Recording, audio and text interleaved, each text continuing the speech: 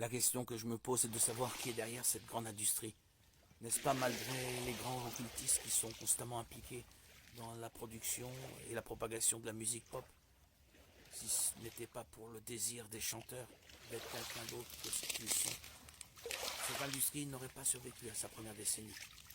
Les chanteurs, signés par le monde de la pop, abandonnent de plus en plus leur véritable identité et suivent un modèle qui se vend très bien. Mais cela ne peut se produire que si les stars de la pop renoncent à leur propre identité pour suivre le monde, c'est-à-dire le monde de la pop. Vous vous souvenez d'un homme dans la Bible appelé Samson. Il était un homme consacré à Dieu dès sa naissance et il avait un pacte avec Dieu qui était de ne pas se couper les cheveux. Samson, à travers ce vœu, laissait ses cheveux pousser, les tresser. À travers cette alliance avec le Seigneur, il recevait la force de vaincre les Philistins et consacrer sa vie à faire l'œuvre de Dieu. Jusqu'à ce qu'un jour, Samson tomba amoureux d'une femme nommée Dalila. Cette femme le séduisit et parvint à découvrir d'où venait toute sa force. Cette force venait du vœu qu'il avait fait avec Dieu. Alors elle a eu un plan, et ce plan était de couper les cheveux de Samson et de le livrer aux armées des Philistins, en échange de pièces d'argent. Après plusieurs tentatives, Dalila réussit enfin à exécuter son plan. Une nuit, elle réussit à obtenir de l'aide pour couper les cheveux de Samson et le livra aux Philistins et obtint enfin ses pièces d'argent.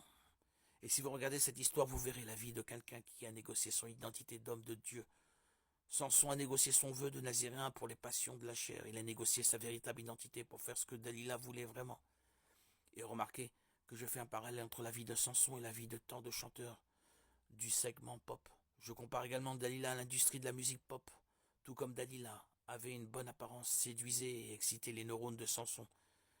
C'est aussi le cas de l'industrie de la musique pop. Et tout comme Samson ne connaissait pas le côté occulte de Dalila, ceux qui font pacte avec l'industrie de la musique verront que pour rester en tête des classements, ils devront tôt ou tard révéler le secret de leur grande force.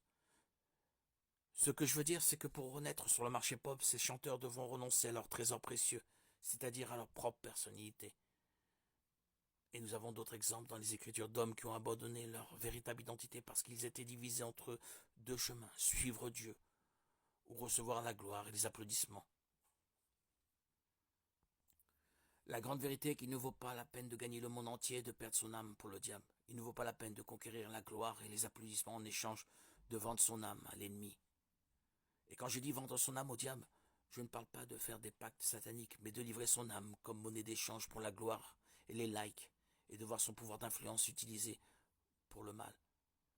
Frères et sœurs, nous sommes la génération des influenceurs et nous choisissons comment nous influencerons et qui seront ceux qui nous influenceront. Dans ce cas, nous pouvons nous tourner vers l'exemple de David, un homme qui avait le cœur selon le cœur de Dieu et qui, malgré ses erreurs, faisait tout pour plaire au Seigneur. Même si cela devait lui coûter sa propre réputation, David aimait Dieu de tout son cœur et veillait sur sa présence.